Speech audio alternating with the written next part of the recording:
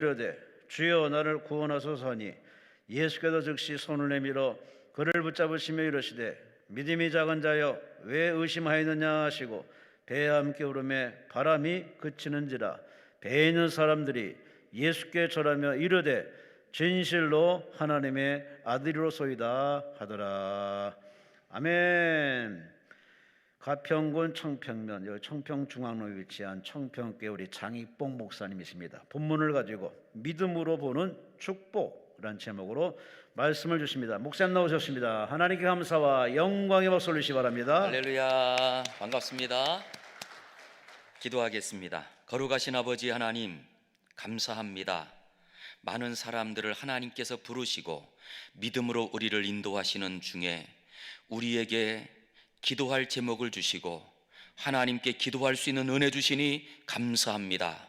주여, 기도가 능력인 줄 믿사오니 이 시간 기도하다가 하나님의 응답을 받게 하시고 하나님의 살아계심을 경험하게 하시고 나를 고치시고 나를 만지시는 하나님을 경험케 하여 주시옵소서. 이 시간 말씀 듣길 원하오니 말씀이 우리의 모든 마음의 문제를 해결하여 주시고 우리의 마음은 복잡한 생각들이 이제는 정리되게 하여 주시옵소서. 오직 거룩한 능력의 말씀으로 우리를 창조하시는 주님을 찬양하며 예수님 이름으로 기도드립니다. 아멘. 반갑습니다. 예, 할렐루야. 우리 성도님들이 이렇게 또 오랜만에 뵙게 되는데요. 먼저 말씀을 전하기 전에 동물들 이야기를 하나 좀 하고 말씀을 전하려고 하는데요. 개구리가 한 마리 있었답니다. 그런데 이 개구리가 하루는 나들이 가서 폴짝폴짝 뛰어가다가 폭 들어갔는데 세상에 웅덩이에 톡 빠진 거예요. 그리고 이 웅덩이에 빠져서 개구리가 보니까 자기가 보니까 이거를 올라갈 수 없는 웅덩이인 거예요. 자기가 보니까. 그래서 개구리 살려 외쳤다죠. 그랬더니 개구리 살려라고 하는 걸 누가 듣느냐? 그 옆에 엉금엉금 걸어가고 있던 두꺼비가 그 소리를 들었어요. 그런 두꺼비가 가서 가만히 보니까 깊은 웅덩이에 개구리가 빠진 거예요. 그래서 잠깐만 기다려보라고 이 두꺼비가 손을 딱 내밀었는데 두꺼비는 이 손이 짧거든요. 내밀어도 안 되는 거예요. 그래서 잠깐만 그러면서 가만히 옆을 보니까 다람쥐가 사바작 걸어가는 거예요. 그래서 다람쥐를 불러서 지금 이 개구리가 빠졌으니까 우리 좀 도와주자고. 그래서 그 다람쥐도 또 손을 펴는데 어때요? 얘도 또 짧은 거예요. 이거 큰일 났네. 그러는데 보니까 덩치가 좀 큰 토끼가 깡충깡충 뛰면서 지나가더래요. 야, 이제 그래도 구출할 수 있겠구나. 그래서 토끼에게 지금 개구리가 빠져가지고 여기 웅덩이에 빠졌는데 좀 도와주자고. 그런데 토끼가 또 손을 딱 내미는데 어때요? 얘도 손이 작아요. 그러니 안 되겠다고. 그래서 이 지금 여기에 누가 있어요? 첫 번째 두꺼비, 두 번째 뭐 안 들으셨네요? 다람쥐, 세 번째 토깽이. 이렇게 이제 이 셋이서 개구리에게 잠깐만 기다리라고. 우리가 가서 멀리 가서 좀 힘이 있고 팔이 긴 동물을 우리가 만나서 좀 이제 올 테니까 기다리라고. 그리고는 지금 이 세 마리의 짐승이 지금 막 가고 있는데 한참을 가고 있는데 보니까 개구리가 깡충깡충 뛰면서 개굴개굴 하더래요. 그래서 얘네들이 깜짝 놀랐어. 야, 너 어떻게 나왔어? 그러니까 개구리가 하는 말이, 들어보세요. 야, 니네들이 가고 그리고 내가 가만히 기다리고 있는데 땅이 막 흔들리면서 큰 트럭이 지나가는 것 같은 거예요. 그런데 저 트럭이 지나가다가 이 웅덩이를 쿡 받고 지나가면 내가 지포가 될 것 같더라는 거예요. 그 생각을 하고 나니까 내가 이 자리에 있다간 큰일 나겠다. 그래서 이 개구리가 힘을 다해가지고 깡충 뛰어 올랐더니 어떻게 됐어요? 올라왔다는 거예요. 그래서 지금 다른 그 짐승을 찾으러 가고 있는 너희들한테 내가 나왔노라고 알려주려고 왔다고. 자, 이걸 보니 여러분, 자, 개구리가 그 처음에 빠졌을 때는 못 올라올 거라고 생각했더니 도와주세요라고 하다가 상황이 바뀐 게 있나요? 그 웅덩이 안에서 아무것도 상황이 바뀐 거는 단 하나, 트럭이 진짜 왔는지 안 왔는지 모르겠지만 땅이 흔들리면서 트럭이 오는 것 같은 그런 마음이 드니까 여기 있으면 죽을 것 같은 거예요. 그랬더니 힘을 다해서 깡충 뛰어 올랐더니 그 상황을 이기고 나왔더라는 거예요. 뭐가 중요해요? 생각이, 무엇을 생각하느냐에 따라 우리의 상황이 바뀌더라는 거예요. 상황은 바뀐 게 아무것도 없습니다. 그런데 많은 분들이 신앙생활할 때도요, 실제로는 내 자신이 문제임에도 불구하고 이 사람 때문에 나에게 이런 고통이 찾아왔고, 이 질병 때문에 나의 인생이 이런 어려움이 찾아왔고, 경제적인 이런 어려움 때문에, 아니 코로나 때문에 어떤 분들은 많이 정부를 욕하기도 하고 누군가 다른 사람을 욕하기도 하고, 이런 상황 때문에 지금 우리가 이렇게 어렵다는 거예요. 그런데 실제는 그런 우리의 모든 상황들보다 더 중요한 것은 실제로 우리의 믿음이 문제였더라 라고 하는 거예요. 믿음은 내 안에 있는 겁니다. 다른 말로 말하면 내가 문제였다는 거예요. 우리 한번 오른손을 한번 들어보겠습니다. 오른손을, 그리고 탁 가슴에 대면서 3번 치고 내가 문제입니다. 맞나요? 어떠세요? 예. 오늘 그 이야기를 오늘 본문에서 우리에게 알려줍니다.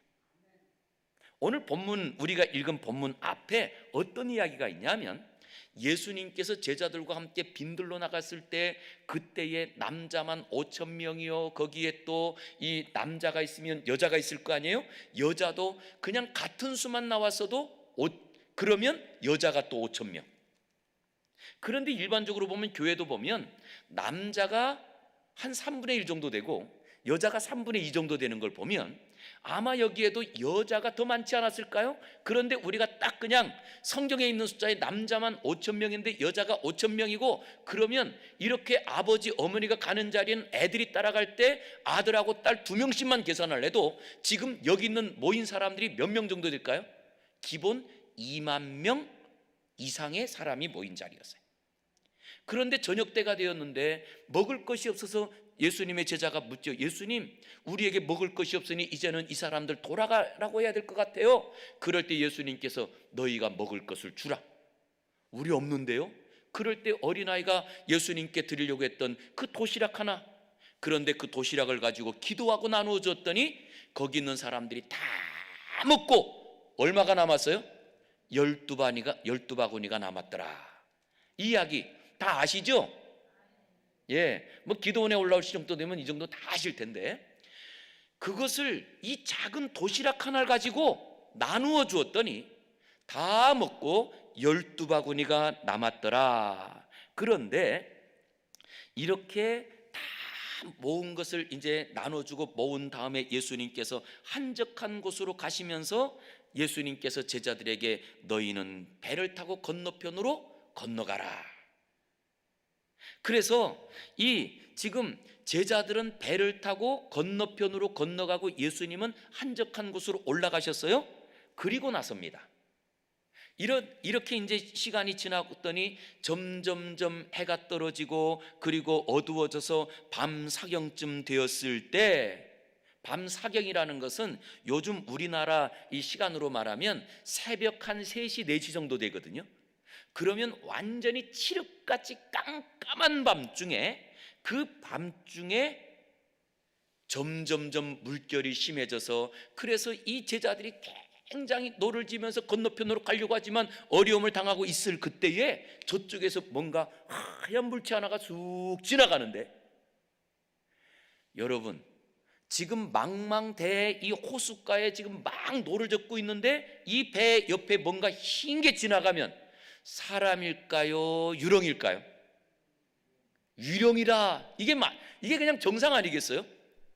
그러니까 제자들이 막 노를 젓다가 흰 어떤 물체가 지나가니까, 우리나라 말은 유령이 아니에요. 도깨비다 이 말이에요. 도깨비다. 그럴 때 예수님께서 내니 두려워하지 말라. 그러니까 베드로가 진짜 예수님이면 나를 그쪽으로 오라고 해주세요. 그랬더니 예수님께서 오너라.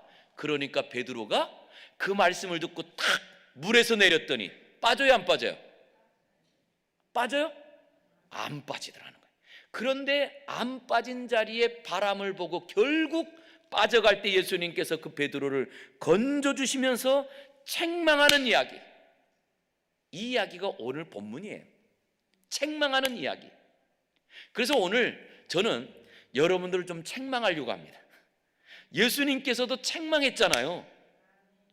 사실 우리는요, 그 책망을 잘 들으면 우리에게 복이에요. 그래서 오늘 이 이야기를, 예수님께서 나무라신 그 이야기를 저는 여러분들에게 좀 다시 풀어서, 그러면 이 안에 담고 있는 진짜 메시지는 뭘까? 이거를 좀 같이 나누고 싶은데요. 자, 그럼 우리 한번 생각해 보겠습니다. 물 위로 잘 걸어가던 베드로가 왜 이런 실패를 맛보게 됐을까요? 이거는 아마 오늘도 이 자리에 올라올 때에, 이 자리에 우리가 있다고 하는 것은 우리 안에 어떤 영적인 실패가 있기 때문에 올라온 분도 계실 거예요. 그리고 정말 우리가 걸어가던 자리에 뭔가 문제가 생겼기 때문에 이 자리에 계시지 않을까요? 아니 그러면 또 어떤 분들은 아니 앞날을 보니까 앞날 앞으로 어떻게 살아갈지 모르게 망망한, 마치 바다를 만났고 산을 만났기에 우리가 다시금 그 앞날을 헤쳐나가기 위해서 이 자리에 있는 것이 아닐까요? 오늘 그 사람이 누구냐? 라고 했더니 그 사람이 베드로라고 하는 사람이다. 실제로는요, 우리의 신앙은 언제나 잘 나가는 것 같다가 넘어지고 또 잘 나가는 것 같다가 또 꼬꾸라지고, 이게 신앙이에요. 그래서 우리 성도님들 오늘 이 자리에 있다고, 우리가 오늘 기도하러 올라왔고, 아니 지금 우리에게 어떤 문제가 있다고 그것 하나만 보지 않고 그 전부가 하나님의 역사 안에 있다는 것을 꼭 기억하기를 주의 이름으로 축원합니다. 우리 하루를 보세요. 하루 아침에 일어날 때 어떠신가요? 아이고, 허리가 아프고 그리고 뭐 쑤시고, 그래도 어저께 밤에 잠을 코를 골고 잘 주무신 분들은요, 눈이 말똥말똥하게 떠져요. 그리고 또 우리가 아침을 이제 식사를 하면 그 식사를 한 것 때문에 힘이 나요. 그러다가도 또 우리가 또 끼니를 걸으면 또 배가 고프고, 이게 인생이거든요. 그렇다 할지라도 우리가 하루 종일 무엇인가 열심히 일하고 나면 저녁 때 지쳐요, 안 지쳐요? 지치죠. 이게 사람이란 말이에요.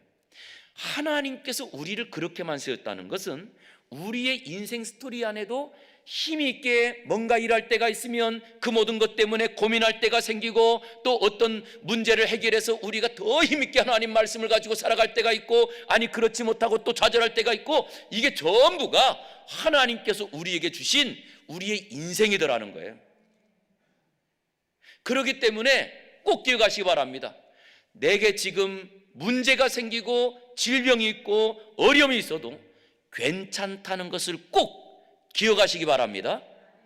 자, 우리 한번 따라서 해볼게요. 내게 내 힘으로 해결할 수 없는 일이 생겨도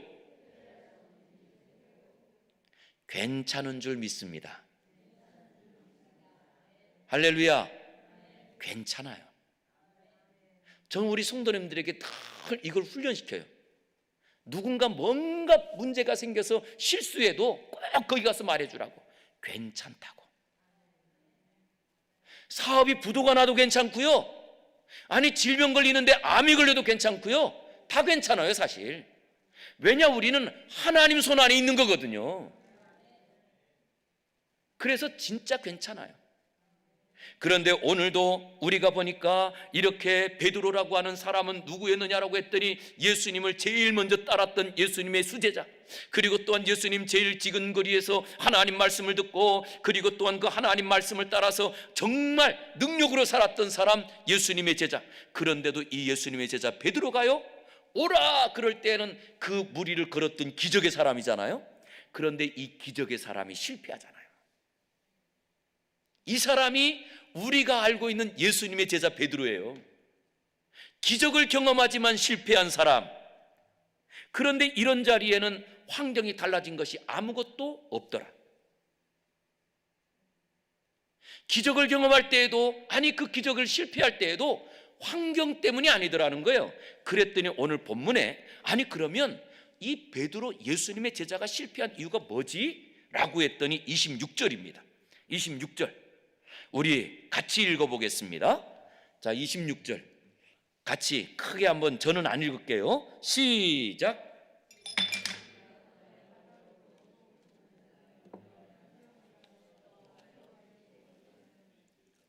예. 자, 지금 베드로가 바다 위를 걸어오시는 예수님 보고 누구라고 그래요? 우리나라 말로 누구라고요? 도깨비다. 우리 도깨비다. 그러는 것처럼, 제 어릴 때 제 아버지가 예수님을 믿기 전에, 아버님이 지금은 돌아가셨는데, 제 아버님이 저보다 키가 작은데 한 어깨 정도밖에 안 오시는 분이셨어요. 하고 예수님을 언제 믿었느냐? 55세 이후에 예수님을 믿었는데, 그리고 나중에는 장로님이 되시고 장로님으로 계시다 돌아가셨는데, 저희 아버지가 어릴 때 늘 했던 말이 나는 도깨비하고 싸웠다. 근데 저희 아버지가 사실은 늘 동네 분들에게는, 야, 익봉이네 아버지는 술을 지고는 못 가고 마시고는 가는 사람이라. 키가 작았으니까 그 정도로 사실은 이 술을 너무나 좋아하셨어요. 그런데 신기한가 봐요. 그게 아들이 누구를 닮아요? 아버지를 닮죠. 그러다 보니까요, 저도요 마시는 거를 좋아해요. 이 물도 이렇게. 그래서 저는 그런 생각을 해봐요. 야, 내가 진짜 목사가 안 됐더라면 고주망태가 됐겠다. 그래서 뭐 목사가 되다 보니까 이 술은 안 마시지만 그래도 음료수, 새로 나온 음료수, 그러면 새로 나온 음료수 먹고 싶고 그래요, 지금도. 그래서 제 방에 가면 음료수가 종류별로 있어요. 탄산도 있고, 아니면 뭐 에이드 뭐 있고. 그리고 한 번은 또 제가 제가 청평 지금 목회한다고 그랬잖아요. 와, 여러분, 보리수가 이렇게 엄지손가락만한 보리수 보셨어요? 왕보리수. 전 어릴 때 새끼손가락보다도 작은 보리수를 봤거든요. 그런데 왕보리수가 있는데, 한 권사님이 그걸 본인 이제 집에 그 뒷뜰에 있는데 그거를 따오셨어요. 다라이로 따오셨어요. 이게 목사님 목에 좋대요. 그래서 제가 그거를 그날 그 설탕에 재가지고 그거를 다 나중에 한 며칠 지나고 나니까 그다음 그 씨를 다 빼내야 된대요. 그걸 제 손으로 다 빼내가지고 지금도 냉장고에 넣어놓고, 거기다가 그 액기스에다가요, 요즘은 그 뭐 이렇게 탄산수 있잖아요, 그냥 다른 거 없는 그거 딱 부어서 먹으면 얼마나 맛있는지 몰라요. 제가 이렇게 지금 마시는 이야기를 하는 이유는, 우리 아버지가 그렇게 술을 좋아하셨는데, 항상 시골에 옛날에는 뭐 차가 없으니까 이웃 동네에서 술 마시고 그리고 오시잖아요. 그런데 우리 아버지가요, 보통 오시다가 다른 데로 빠져요. 다른 데로, 집으로 안 오시고. 그러다가 어떤 경우에는 새벽에 들어오세요. 그리고 그날 하시는 말씀이, 내가 도깨비하고 싸우다가 도깨비를 왔다는 거예요. 아마 시골 어르신들 중에 그런 분들이 좀 계세요. 한데 실제 진짜 이 도깨비가 있는지 우리는 우리의 눈으로 잘 분간하지 못한다 할지라도, 분명한 것은 우리의 영적인, 우리의 신앙을 가로막고 우리가 하나님께로 가는 이것을 미워하고 그 길을 가지 못하게 하는 사탄이 있어요, 없어요? 있죠. 우리 눈에 보이지 않는다 할지라도 우리 성도들은요, 반드시 기억해야 할 것은, 사탄, 마귀, 원수가 우리의 신앙을 흔들고자 옆에 있다는 것을 반드시 기억하고 살아야 되는 거예요. 그러나 그걸 기억한다 할지라도, 여기서 제일 중요한 거예요. 이 베드로는 왜 신앙에서 실패했느냐라고 할 때 제일 중요한 것은, 신앙의 대상인 예수님에 대한 이해가 부족했기 때문이에요. 우리의 신앙도 왜 실패하느냐라고 할 때, 우리가 신앙생활 잘하던 자리에서 신앙이 실패하는 가장 중요한 이유는 예수님에 대한 이해가 부족할 때. 그래서 예수님에 대해서는요, 우리가 자꾸 알고 묵상하고, 그리고 또한 그분이 어떤 분인지 계속 경험해야 되는 거예요. 그랬더니 그 예수님은 누구시냐라고 했더니, 방금 전까지 그 저녁 때 빈들에서 예수님의 말씀대로 이 아이의 도시락을 가지고 나누어 줬더니 그 사람들에게 다 나누어 주고도, 그리고도 12광주리가 남는 기적을 경험한, 그 기적을 베푸는 분이 예수님이고, 그 기적을 체험한 사람들이 제자들이잖아요.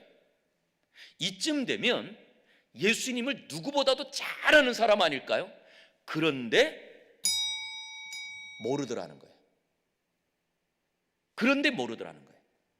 그러면 아니, 예수님을 생전에 예수님과 같이 다니고 그리고 예수님의 기적까지 경험한 이 제자들도 모른다면, 지금 우리가 기도하고 우리가 지금까지 신앙생활을 했다 할지라도 우리도 예수님을 잘 알까요, 모를까요?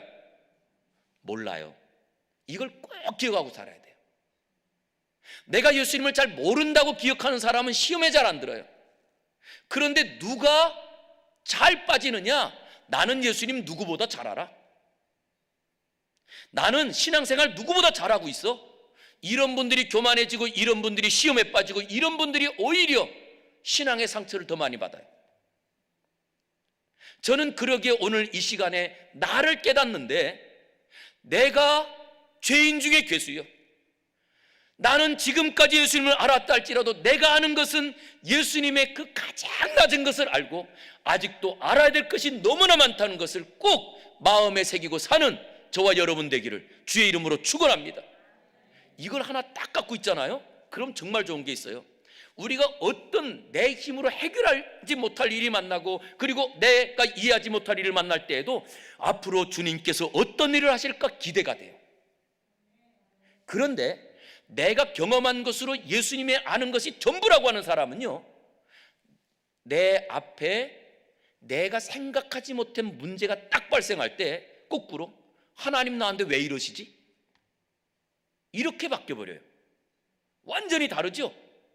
똑같은 상황 속에 어떤 사람은 이 일을 통하여 하나님께서 어떤 일을 하실까? 내가 아는 것보다 더 놀라운 일을 하실 것인데, 이런 믿음을 갖게 되는 사람이 있는가 하면, 어떤 사람은 그 일 때문에 오히려 하나님께 좌절하고 하나님께 대들기도 하고, 왜 나에게 이런 시험을 주냐고 이렇게 말을 해요. 이유는 뭐냐?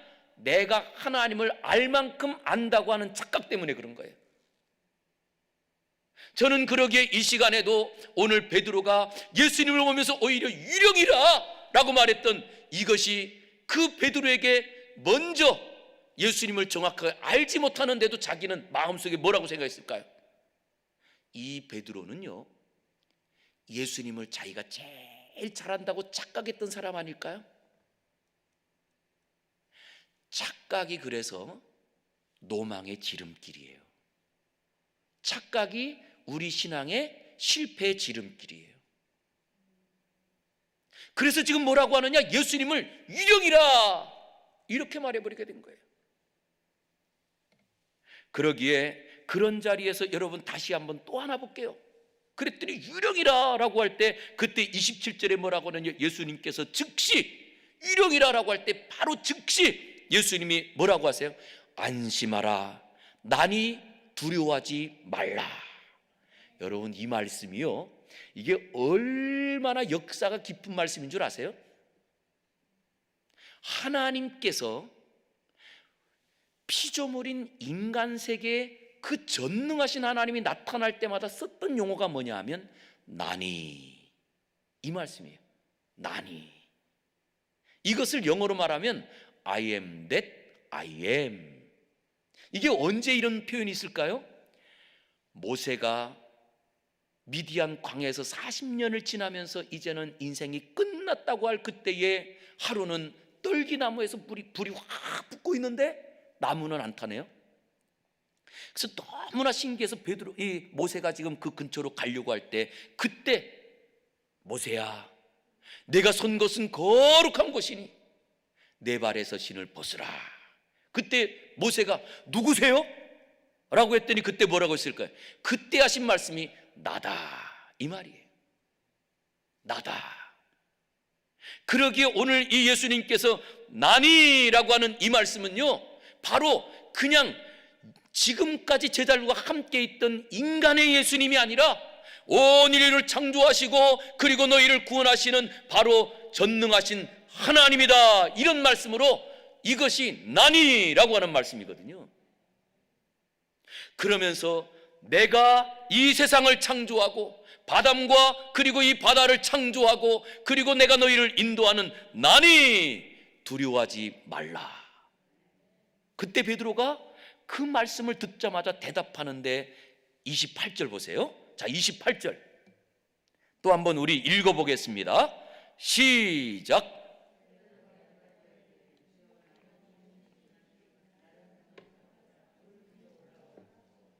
자, 여기에 베드로가 유령이다 라고 했던 베드로가요, 아니야 나야 라고 했더니 그때 하는 말은 주여 만일 주님이시거든.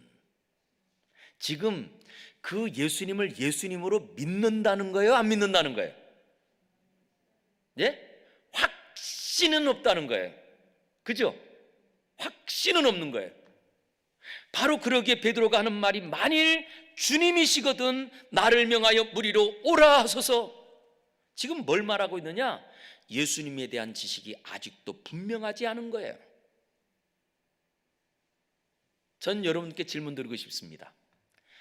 여러분들은 예수님을 누구로 알고 믿고 계시는지요? 예수님께서 그 제자들에게 질문했던 때가 있었습니다. 빌립보 가이사랴라고 하는 그 이스라엘의 가장 높은 헬몬산 그 산기슭에 있는 그 언덕 동네에 올라가셔서 이 동네 사람들이 나를 누구라고 하느냐? 그때 제자들이 앞을 놔둬서 막 이야기합니다. 예수님을요 세례 요한이나 엘리야나 그런 예레미야 같은 그 민족의 영웅, 그 선지자 중에 한 사람이라고 말합니다. 그때 예수님께서 그런 말씀하세요. 너희는 나를 누구라고 하느냐? 이 질문은 그 지금 동네 사람들이 하는 질문에 예수님의 마음이 흡족하지 않다는 이야기 아닐까요? 지금도 주변에는 이 성탄의 계절을 맞이해서 이 성탄의 계절이 되니까 이제는 성탄의 문화가 우리나라에도 그래도 뿌리 깊게 내려서 그래서 관공서마다 아주 이 국민들 세금을 가지고 성탄탑을 세우고 그리고 또한 예수님의 오심을 밝힙니다. 그러면 진짜 이 세상 사람들이 예수님을 누구라고 말하고 있을까요? 그냥 하나의 어떤 종교의 지도자, 어떤 사람은 말합니다. 4대 성인 중에 한 사람. 와, 대단한 말이죠. 인류 가운데 성인이 4사람이 있는데 그 4명 가운데 한 사람이래요. 이게 얼마나 대단한 말이에요. 바로 지금 그 동네 사람들이 하는 말입니다.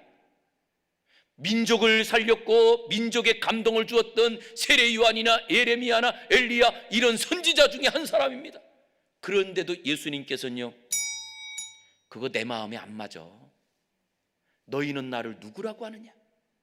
너희는 나를 누구라고 하기에 너희가 모든 생업을 버려두고 가족도 버려두고 자녀도 버려두고 지금 네가 나를 따르고 있느냐? 너희는 나를 누구라고 하기에 너희의 생업을 내려놓고 이 자리에 올라와 기도하고 있느냐? 이런 질문 아닐까요? 그때 베드로가 고백한 말이 있어요. 주는 그리스도시요 살아계신 하나님의 아들입니다.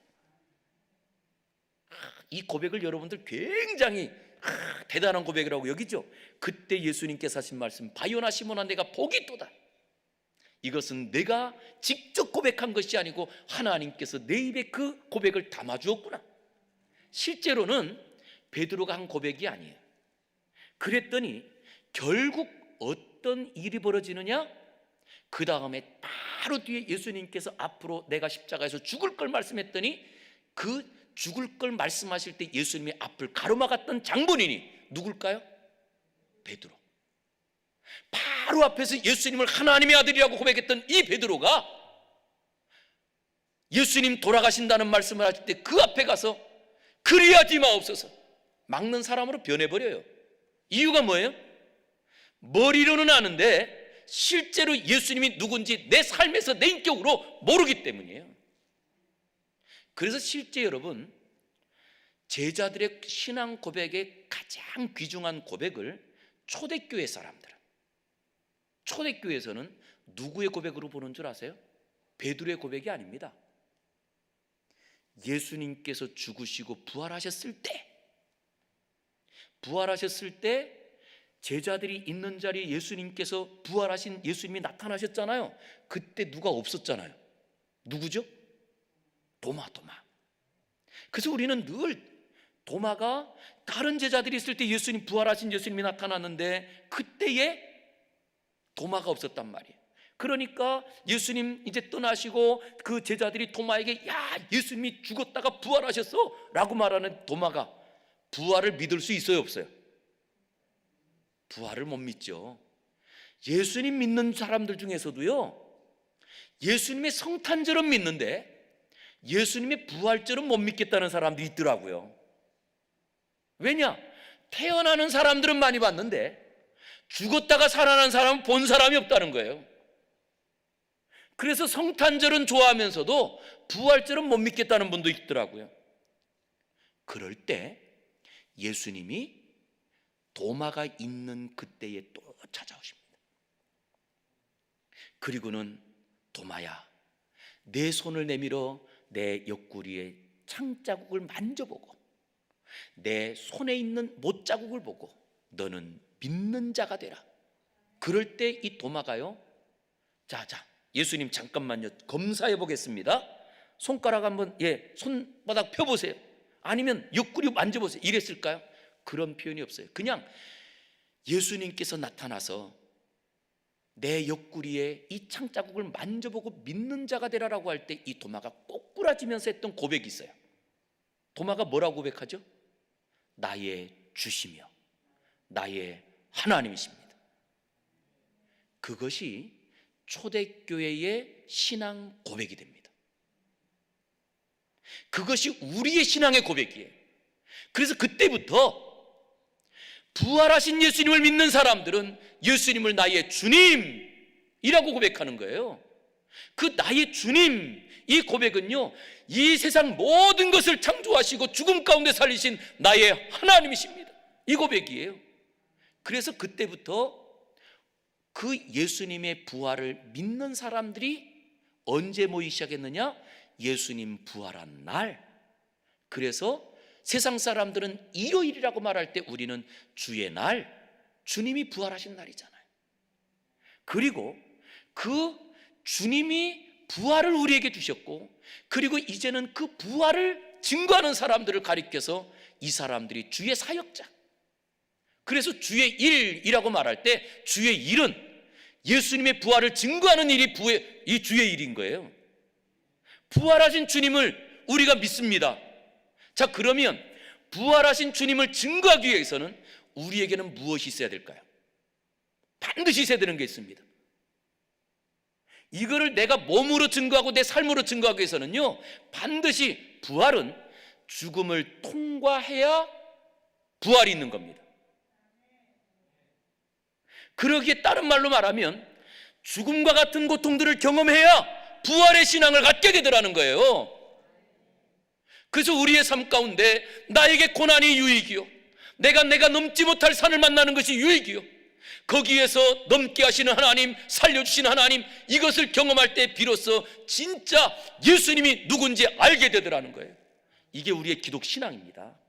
저는 이 시간에 우리 사랑하는 모든 성도들이 이 기독신앙을 가지고 모든 사람들은 안 된다라고 할 때 할 수 있다라고 말하며, 어렵다라고 할 때 괜찮습니다 라고 말하면서 부활신앙으로 예수님의 제자가 되기를 주의 이름으로 축원합니다. 이것이 지금 언제요? 베드로는 실질적으로 그 예수님을 내가 너무나 잘 알고 있다고 생각했지만, 그런데도 불구하고 예수님에 대한 정확한 지식이 없었더니 뭐라고 하느냐? 만일 주님이시거든, 그래서 우리 기독교인들이요, 진짜 저는 복음을 다시 들어야 된다고 생각합니다. 그래서 바울 사도께서 어디에 편지를 썼냐 하면 로마에 있는 기독교인들에게 편지를 썼어요. 로마에 있는 기독교인들은 복음을 들었을까요? 안 들었을까요? 들었죠. 그러니까 기독교인들이 됐잖아요.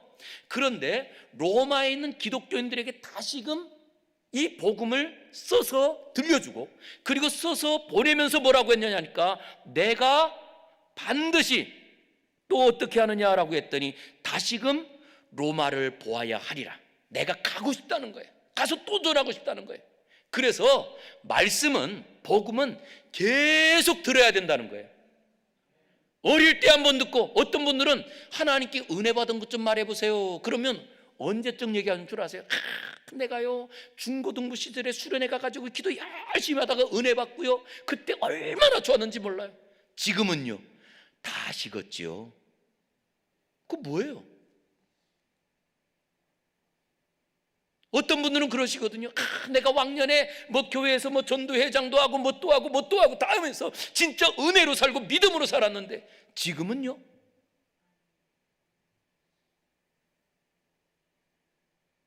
우리의 신앙은 지금이에요.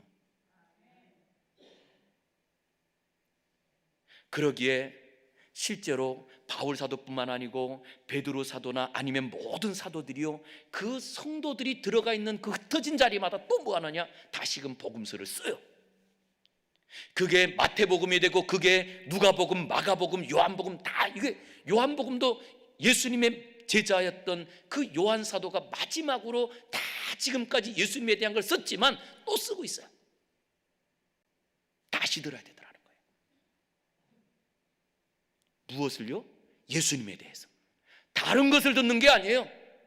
요즘은 보니까 말씀의 홍수 시대가 되다 보니까 점점 말씀에 대한 걸 풀이하는데, 원론적으로 근본적인 말씀이 아니라 거꾸로 다 어떻게 하면 내가 잘 될까, 아니면 또 뭐 사회를 해결하는 방법. 성경 보니까 어떤 설교 제목은 스트레스를 해결하는 방법, 이런 거는요 그냥 의사가 하는 거고요, 진짜 강단에서는 예수 그리스도의 복음만 증가되는 줄 믿습니다. 우리의 생명은 여기 있거든요. 그런데 안타까운 것은, 저는 제가 목사지만 제가 목사로서도 너무 안타까운 것 중에 하나는요, 목사님들에게 이 복음이 없는 분들이 있는 것 같아요. 뭐 설교 시간에 보면 유능한 어떤 사람이 얘기했다고 하는 예화를 들고, 뭐 어떤 책을 예화를 들고, 성경 이야기가 없어. 예수님 이야기가 없어요. 우리에게 제일 중요한 건 예수님밖에 없거든요. 이 예수님에 대한 걸 매일 듣고, 날마다 듣고, 몇 시간 듣고, 그 예수님을 다시 들을 때마다 우리의 삶이, 그래서 우리 신앙 한번 보세요. 우리의 신앙에 예수님을 모른다면 우리는요 아무것도 아니에요. 저는 제가 어릴 적에 제 꿈은, 제가 섬에서 자랐는데 제 고향이 백령도라고 하는 섬이거든요. 그 서해 5도 중에 제일 위에 있는 섬. 그래서 어렸을 적에 이 산 꼭대기에서 올라가서 보면 장산곳이 훤하게 보여요. 이북이. 그곳에서 제가 고등학교까지 졸업하는데, 어릴 때 꿈은 항상 보았던 것이 군인들을 보았기 때문에 저는 사관학교 가가지고 군인이 되고 싶었어요. 그러다가 어느 순간 알았습니다. 눈이 나쁘면 사관학교에 못 가더라고요. 또 키가 작아도 못 가더라고요. 그런데 그때도 제가 좀 키가 작았기 때문에 나는 아무래도 우리 집 아버지가 아까 키가 요만하다고 그랬잖아요. 아버지 때문에 키가 크기는 틀렸나 보다. 눈도 또 제가 중학교 때부터 안경을 썼는데 나도 눈이 나빠서 안 되나 보다. 그러면서 제 마음에 들어온 것은 학교 선생님이 되고 싶은 꿈이 들어왔어요. 그러다가 고등학교 2학년 겨울방학 때 학교 선생님보다 더 좋은 분이 있더라고요. 학교 선생님은 학생들을 3년 가르치면 학생들이 졸업하고 떠나는데, 교회 목사님은 한 곳에서 평생을 가르치더라고요. 이게 너무 좋아 보이는 거예요. 그래서 하나님께 기도하기 시작했습니다. 하나님, 내가 목사가 되면 안 될까요? 그러면서 이게 하나님의 뜻인지 아닌지 알기 위해서 어린 시절에 누구한테 질문한 적도 없어요. 제가 참 키는 이렇게 지금 체구가 작아도 먹는 거를 한 자리에서 라면 5봉, 6봉까지 먹었거든요. 짜고 안 난 게 다행이죠. 근데 그때 어떤 마음이 들었냐면, 내가 5일 동안 금식 기도할 텐데, 하나님, 이 5일 동안 금식 기도가 진짜 금식이 잘 맞춰지면 하나님이 신학교 가라는 줄 알고, 내가 내 인생엔 처음으로 금식 기도하는 거예요. 그것도 어린 시절에. 이건 그때 제 마음에는 죽으면 죽으리다, 이런 각오였던 것 같아요. 고등학교 2학년 때니까. 그것도 얼마나 사실은 식욕이 왕성할 때예요. 그래서 5일 동안 금식을 하면서 만약에 금식을 못하면 가지 말라는 줄 알게요. 그러고서는 금식을 했는데, 금식을 잘했을까요, 못했을까요? 잘했으니까 여기 있죠. 그래서 제가 난생 처음으로 5일 금식을 했는데 별로 힘들지 않게 학교도 가고 그러면서 5일 금식을 다 마친 거예요. 그래서 하나님이 나한테 이 목회의 길을 가라나 보다. 그리고 사실은 이 목회의 길을 들어왔거든요. 그리고 신학교를 갔어요. 참, 오늘 그 신학교 가서 만난 친구가, 부산에서 온 부산 사나이가 여기 있어요. 김양홍 목사님, 한번 좀 일어나 봐요. 한번 박수 좀 쳐주세요. 왜 박수를 쳐야 되느냐? 저 목사님이 우리가 신학교 때 어떤 일을 했냐 하면, 시골에서 다 올라왔으니까, 저는 백령도에서 왔죠, 저 친구는 부산에서 왔죠, 어떤 친구는 군산에서 오고 가평에서 온 친구도 있었어요. 5명이 모여가지고 목요일 날 점심 때마다 기도를 했어요. 서울에 신학교가 있었는데 상계동에 신학교가 있거든요. 서울에는 교회도 많고 그러니까 우리 다 시골로 가고 어려운 지역으로 가자. 이걸 신학교 때 5명이서 기도를 하기 시작했어요. 그러다가 군대도 가고 다 흩어졌잖아요. 그런 중에 저 친구를 신학교 졸업하고 목사가 되고 나중에 연락이 돼서 알았어요. 어디서 목회하느냐라고 했더니 시골로 안 가고 서울에서 목회를 하더라고요. 서울에서. 근데 서울 어디냐라고 했더니 동대문에 그 이스턴, 지금은 이스턴 호텔이 있는, 아마 없죠? 있어요. 지금도 이스턴 호텔 뒤쪽에 일제시대 때부터 있는 쪽방이 있어요. 쪽방. 그 쪽방 목회를 해요. 제가 그래서 여러분 박수 한번 쳐달라고 한 거예요. 거기에는 전에 한번 갔더니 진짜 사람 하나 딱 누우면 되는 그런 공간에서 사는 분, 그런 쪽방들이 한 500개 정도 있더라고. 그리고 그러다 보니까 지금 그런 자리에 또 노숙자들도 오고. 그런데 참 감사한 거는요, 우리 김양호 목사님이 거기에서 지금은 우리 진짜 그 어르신들이 오히려 술만 가지고 생계를 유지하던 분들이 신앙생활하고, 그리고 또한 그 신앙생활하는 자리, 저 교회는 신앙생활 주일 성수 11조 아니면 또 이 경건생활을 제대로 안 하면 서리 집사도 안 줘. 그러면서도 지금은 정말 교회가 튼튼하게 세워졌어요. 근데 이렇게 사실은 저 친구도 만나고 그랬단 말이에요. 그리고 신학교를 졸업합니다. 신학교 졸업하고 신학대학원을 가려고 하는데 성경을 보다가 제가 깨달은 게 하나 있어요. 복음을 모르는 거예요. 아니, 내가 어릴 적부터 신앙생활을 열심히 했거든요. 그러다가 내 스스로 하나님께 기도하면서 신학하겠다고 하고, 그리고 신학교를 졸업한 전도사인데 성경을 알아요, 몰라요? 알 거 아니겠어요? 그런데 진짜 예수님을 모르는 거예요. 성경 보다가 갈라디아서 2장 20절을 제가 읽으면서, 내가 그리스도와 함께 십자가에 못 박혔나니 그런즉 이제는 내가 산 것이 아니요 오직 내 안에 그리스도께서 사신 것이라. 이제 내가 육체 가운데 사는 것은 나를 사랑하사 나를 위하여 자기 자신을 버리신 하나님의 아들을 믿는 믿음 안에서 사는 것이다. 이 성경 구절 하나가요, 제게 그냥 가슴에 확 와닿는데 내가 안 죽었더라고요. 내 욕심 가지고 살았고 내 계획 가지고 살았더라고요. 내가 예수님을 아는 게 하나도 없더라고요. 한 달 동안을 이 갈라디아서 2장 20절만 묵상하면 다른 걸 하나도 알 수가 없었습니다. 그리고 나중에 신학대학원 졸업하고 안수를 받게 될 때 하나님께 소원한 게 있습니다. 하나님, 오직 복음만 전하는 목사가 되고 싶습니다. 어디를 가든 예수님만 증거하는 사람 되길 원합니다. 이게 제 고백이 된 거예요. 저는 여러분들께 질문 드리고 싶습니다. 진짜 예수님을, 아니 성경에서 배운 예수님 말고 내 삶에서 예수님을 얼마나 알고 계신지요? 그 예수님이 정말로 죽음 가운데 살아나요 내 생명을 바꾸고 내 모든 문제를 해결하고, 그리고 지금은 어렵다 할지라도 이것을 이기게 하시는 그 예수님을 만나고 경험하고 살아가시는지, 그분을 알아야 돼요. 그분을 만나야 되는 거예요. 그분을 만난 사람이 누구냐라고 했더니 그분이요, 바울 사도예요.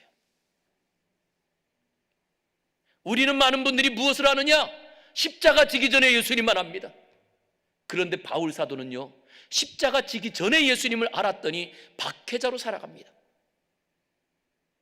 그러다가 예수님의 부활을, 예수님이 죽은 건 분명히 아는데 그 예수가 살아났다고 할 때 새빨간 거짓말이고 이것은 도저히 믿을 수 없는 거라고 오히려 부활하신 예수님을 증거하는 사람들을, 스데반 집사를 죽이는 일에 앞장서고, 그리고 믿는 사람들을 박해하는 그 자리로 다메섹 도상까지 예수 믿는 사람들을, 부활의 예수님을 증거하는 사람들을 붙잡으러 가다가 부활하신 주님을 만나버린 거예요. 인생이 어떻게 됐을까요? 아무것도 상황은 변한 것이 없지만 바울 사도가 예수님을 증거하는 사람으로 변화버립니다. 그게 기독교 역사가 된 거예요. 그러게 우리 성도님들, 환경이 어떻다고 말하지 마세요. 우리가 예수님 만나는 게 중요합니다. 그것도 부활하신 예수님을 경험해야 되는 거예요. 그리고 이 부활이 경험되고 부활이 믿어지걸랑 그때부터 우리의 역사가 일어나는 거예요. 저는 목회하면서 정말 안타까운 것은요, 신앙 좋다고 하시는데 부활을 몰라. 부활을 말하지 않아. 부활을 말하는 사람은요, 절대 긍정으로 삽니다. 죽어도 살리는 하나님을 믿는데 안 된단 말이 어디서 나와요? 할 수 없었던 말이 어디서 나와요? 다 무엇이냐? 부활을 못 믿기 때문에 하는 말이에요. 그런데 놀라운 것은, 저는 제 인생을 보고, 다른 분들은 몰라요. 그런데 저는 제 인생을 보면서 내 인생 가운데 이렇게 바꾸시는 그 하나님의 그 은혜를 경험합니다. 전 지금까지 진짜 여러분 앞에서 자신 있게 말할 수 있는 것은, 제가 2001년에 목사 안수 받았거든요. 그리고 지금까지 오는 동안에 진짜 감사하게도 그냥 예수님만 보고 왔던 것 같아요. 그랬더니 참 신기한 일은요, 교회가 풍비박산 나가지고 그 목사님이 사기를 치고 여자 문제도 생기고 그런 자리를 부임해 갔었거든요. 그런데 신기하게도 그 문제들이 다 해결되고 거기에 장로님도 세우고, 그리고 또한 그 교회를 든든히 세우던 중에 또 하나님이 우연히 청평으로 이사 오게 하시더라고요. 그리고 청평에서 사역하면서도 참 재미난 일을 경험했어요. 지금 제가 청평에서 목회한 지가 딱 이제 내년 1월 달이 되면 만 5년이 지납니다. 근데 만 5년이 지나는 동안에 우리 교회는 원로 목사님 은퇴하시고 5년마다 목사님이 한 번씩 바뀌었어요. 2분이나. 그리고 제가 3번째 목사거든요. 부임해가지고 1년 만에 교회 리모델링을 싹 했습니다. 1년 만에. 여러분, 그 공사가 약 13억 정도 공사였거든요. 시골에서. 이게 저는 지금 생각해도 내가 무슨 정신인지 이해가 안 가요. 한데 놀라운 일은, 그때 리모델링 합시다 그러면서 했을 때 성도들이 헌금도 드리고 작정 헌금한 곳으로 그게 다 채워진 거예요. 그래서 진짜 아무 염려 없이 리모델링 공사가 싹 끝났거든요. 그때가 언제냐? 2019년 9월 달이에요. 2019년 9월. 그리고 리모델링하고 입당하고 그 다음에 그 가을을 지나고 났더니 코로나가 땅 터졌네요. 코로나가. 그리고 코로나가 터져서 3년 동안 못할 때 만약에 이 리모델링을 하지 않았으면 우리 교회는 뭐 실시간 방송하는 거나 이런 거 아무것도 못했을 거예요. 그런데 실시간 방송하는 것도 그렇고 지금은 예배당에 오면 겨울에는 따뜻하고 여름에는 시원하고, 만약에 코로나 이후에 리모델링 합시다 그랬으면 못했을 거예요. 왜냐? 지금은 공사비가요 한 30% 이상이 더 올라가야 된대요. 저는 단 하나라고 봅니다. 그냥 제가 부임했을 때 하나님이 되게 주셨던 마음은 뭐냐면, 예배를 드리는 자리인데 예배를 드리는 게 불편해서는 안 되겠다. 그래서 제가 우리 장로님들에게 부임해가지고 처음으로 했던 말이 그래요. 우리 교회 리모델링 합시다 그랬어요, 장로님들한테. 진짜로. 그랬더니 우리 장로님들이 희한하죠. 아니, 저 장 목사는 부임해가지고 장로님들하고 지금 첫 당회라는 자리에서 리모델링을 하자니 말이나 되는 얘기예요. 그러니까 우리 장로님 중에서는 아유, 목사님 아직 위임식도 해야 되고, 아유, 오셨는데 좀 있다가 뭐 이런 얘기를 하셔요. 그래서 아니, 지금 당장 하자는 게 아니고요, 그러나 목사로서 교회는 예배하는 것이 제일 중요한데 1월 달에 제가 부임했으니까 얼마나 추운지 교회가. 그런데 교회가 추우니까 뒤에다가 이렇게 이 기름 넣어가지고 하는 이렇게 로타리 난로 있잖아요. 이 난로를 2개를 놨는데 이게 설교 중간쯤 되면 꺼져요. 꺼지니까 그 냄새가 확 올라오는데 성도들은 좀 낮게 앉고 있지만 목사는 강대상이 좀 높잖아요. 연기가 확 오는데요, 설교가 안 돼요. 그래서 우리한테 예배가 중요하니까 제 마음은 예배당을 정말 예배 드릴 수 있는 편한 공간으로 만들었으면 좋겠다. 그런데 장로님들이 아직 다 찬성하지 않으면 난 기다릴게요. 그리고 1년 딱 기다리고 2019년 1월 달에 우리 리모델링 어떻게 할까요?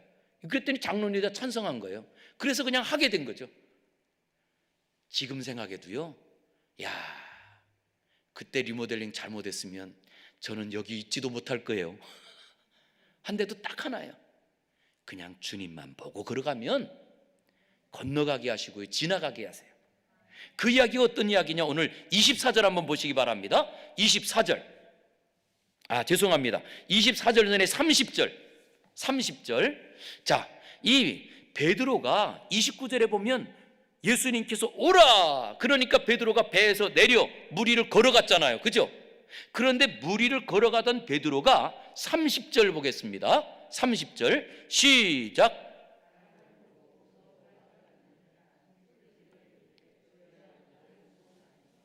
자, 질문 여기서.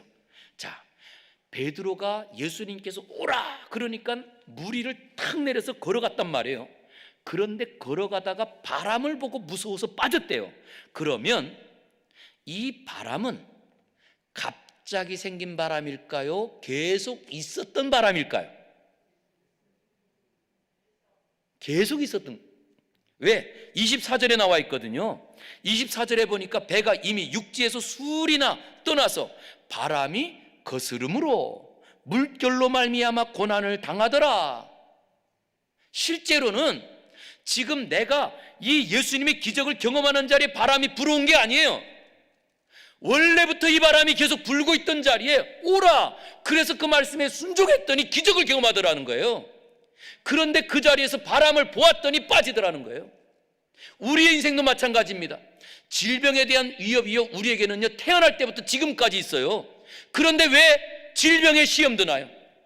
경제적인 문제, 우리는요 먹고 사는 문제가 태어나서 지금까지 한 번도 먹고 사는 문제 때문에 우리가 편한 적이 없었어요. 그런데도 왜 지금 우리가 이 경제적인 문제로 어려워할까요? 어떤 분들은 이런 말씀하십니다. 코로나가 딱 터지고 나니까 코로나 때문에 어려워. 여러분, 코로나라고 하는 질병은 우리에게 생소한 것 같지만 바이러스는요 지금까지 우리의 인류가 있는 동안에 계속 있었어요. 그런데 왜 우리가 지금 코로나 때문에 어렵다고 할까요? 이유는 딱 하나입니다. 우리가 지금까지 주님 바라보던 자리에 주님보다 코로나가 더 커졌다는 이야기예요. 그래서 저는 거꾸로 합니다. 우리 성도들에게 우리 올해부터는 그냥 밥 먹읍시다 그래서 교회에서 밥도 먹고 뭐 예전처럼 다 해요. 참 신기하게 지난주에 우리는 11월 말로 해서 이제 예산을 이제 정리하고, 그리고 12월 달부터는 새해예요. 그래서 정리를 했거든요. 결산을 보았더니 세상에, 작년에 코로나 때에도 조금 예산이 계획은 조금 한 10% 앞서 세우잖아요. 코로나 때도 앞서 세웠었거든요. 그런데 그 예산 10% 못 미치게 했더니 올해에는 10% 이상을 세웠던 것이 다 채워진 거예요. 그게 다 채워진 거예요. 그래서 이번 주에 우리 교회 이름으로 단독 선교사를 파송했습니다. 우리 교회 이름으로 단독 선교사를 파송했거든요. 무엇이 이것을 만드느냐라고 하는 거예요. 코로나 보면 못해요. 사람 보면 못해요. 오늘도 베드로가 항상 있던 바람이에요. 그런데 그 바람 보았더니 빠져요. 언제 기적을 경험하느냐? 예수님께서 하시는 말씀을 듣고 오라, 그 말씀을 따라가면 기적을 경험하는 거예요. 그렇게 지금이 우리에게는 기적을 경험할 기회인 줄 믿으시기 바랍니다. 하나님의 역사를 경험할 기회예요, 지금이. 그러나 많은 사람들이 그런 자리에서 오히려 두려워하고 염려합니다.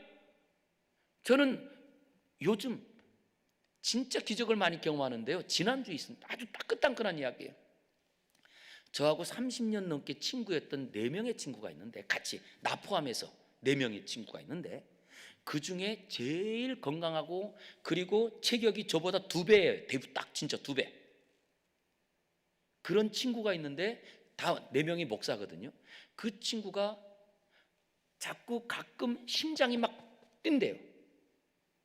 몸무게가 128kg거든요. 거구예요. 한데 운동도 잘하고 아주 진짜 완전 통뼈예요. 손도 저보다 2배가 커요. 얼굴도 그러면 2배가 커요. 진짜 이 정도로 진짜 거의. 그런데 자꾸 심장이 뛴다고 그러니까 우리 아는 목사님이, 그 직장암 수술한 목사님이, 목사님 그거 그러면 검사를 해봐야지, 그렇게 있으면 안 된다고. 그래가지고 그 아는 목사님이 직장암 검사를 한 그 병원에 거기 검사를 그 의사가 좀 목사님하고 안다고 해서 그 병원에서 1박 2일로 검사를 한 거예요. 근데 지난주 월요일에 입원해서 이 심전도 검사도 하고 하려니까, 우리가 전체 다 검사하려니까 아예 입원해서 검사합시다. 그래가지고 월요일에 들어가서 이제 또 장례식 하려니까 싹 뭐 약 먹고 이제 장례식 다 비우잖아요. 그리고 화요일 날 대장 검사를 하다가 의사가 멈추고 보호자를 부른 거예요. 갑자기 대장에 결함만한 암이 있다는 거예요. 전혀 예상하지 못했는데. 그래서 보호자를 불러서 이제 그 사모님이 가고, 그래서 보니까 지금 이 의사소견으로는 지금 이렇게 장도 비웠는데 이게 암이 너무나 커서 근육까지 건드리고 이게 근육하고 밀착돼 있기 때문에 이거 빨리 제거하는 게 좋은데, 검사의 방법은, 수술 방법은 하나는 이 병원이 우리 병원이 아니라 다른 병원에 가서 검사도 하고 다 해서 하는 수도 있고, 아니면 우리 병원에서 그냥 바로 수술할 수 있습니다. 근데 이분이 우리가 이미 알고 있는 친한 목사님, 또 그분이 직장암 수술을 이분한테 했거든요, 이 의사한테. 근데 직장암 수술하고 깨끗해요. 그러니까 믿을 수 있잖아요. 그래서 그냥 여기서 수술할게요. 그래서 결과가 나오자마자 수요일 날 수술을 했네요. 그리고 오늘 오기 전에 지금 영상으로 통화를 하고 왔어요. 할렐루야. 예. 이런 일들이요, 여러분. 저는 무엇을 말씀드리고자 하느냐, 하나님을 믿고 가면 하나님께서 우리 주변에 필요한 것들을 모아서 안 될 일도 되게 해주세요.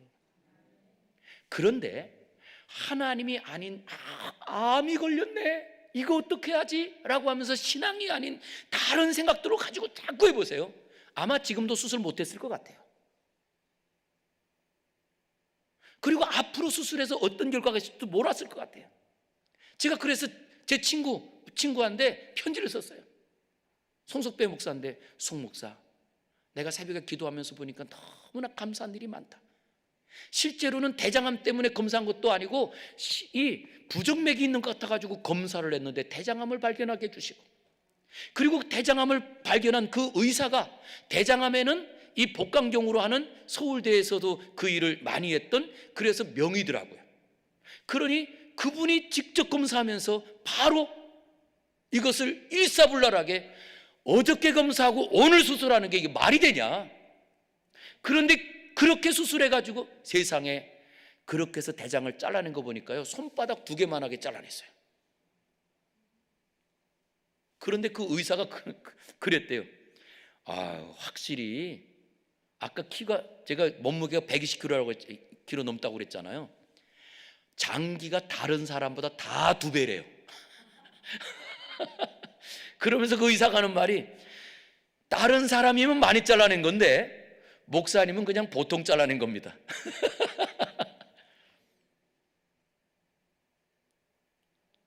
분명히 하나님께서 이 일을 통하여서 우리에게 기적을 보여준 줄 저는 믿습니다. 우리 성도님들의 삶도 마찬가지예요. 그래서 여러분, 우리에게 어떤 시련, 지금도 우리의 기도 제목들이 있죠? 이거 아무것도 아니에요. 주님만 바라보는 은혜가 있기를, 그리고 주님만 의지하기를 주의 이름으로 축원합니다. 그러기만 하면 그 자리에 주님께서는 우리를 뭐라고 하느냐라고 했더니, 예수님께서 아까 책망했던 말씀 있죠? 베드로에게 책망한 말씀 31절에 보니까 뭐라고 하느냐? 예수께서 즉시 손을 내밀어 그를 붙잡으시며 이르시되 믿음이 없는 자여 왜 의심하느냐? 이렇게 말씀하셨나요? 믿음이 없는 자여 이렇게 말씀했나요? 아니에요. 믿음이 작은 자여. 여기에 중요한 것은 믿음이 있다 없다가 아니에요. 믿음이 적냐 크냐의 문제예요. 이제 우리의 문제는 믿음이 있냐 없냐가 아닙니다. 우리에게는 진짜 믿음으로 사느냐 아니면 아직도 늘 흔들리며 사느냐, 이것이 문제거든요. 저는 우리 사랑하는 성도들이 작은 믿음이 아니라 큰 믿음으로 주님만 보고, 내 눈에는 주님만 보입니다. 이렇게 되기를 주의 이름으로 축원합니다. 그러면 해결되는 거예요. 저는 오늘도 그러기에 나는 믿음밖에 가진 것이 없습니다. 나는 믿음밖에는 내 능력이 없는 줄 믿습니다.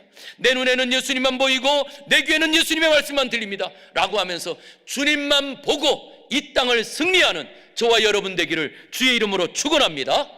이 고백을 가지고 우리 찬양하겠습니다. 참 피 흘리신 찬양합니다.